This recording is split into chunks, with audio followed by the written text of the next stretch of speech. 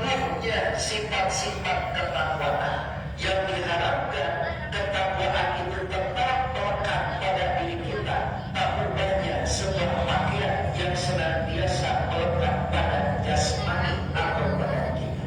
Jangan sampai dirusak mentah, karena apabila ketakwaan itu sengaja kita rusak begitu saja, ketakwaan itu sengaja benar-benarnya kita mulai kembali sehingga menjadi cerai-berai kembali, maka hal ini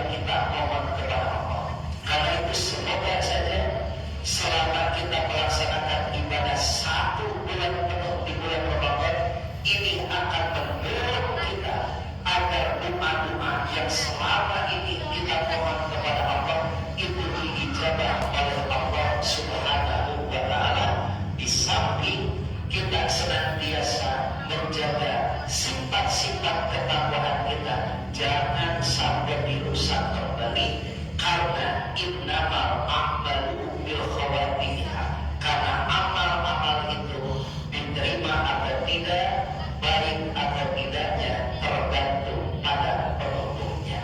Itu saja mungkin yang bisa disampaikan, semoga bermanfaat. Aku qouli hadza wa astaghfirullah li wa lakum. Rabbana atina fid dunya hasanah wa fil akhirati hasanah wa qina. Bedanya kepada kita dan tercantum pada Quran surat An-Nahl ayat yang ke-92. Allah berfirman, wala takunu kallati naqadat ghazlaha min ba'di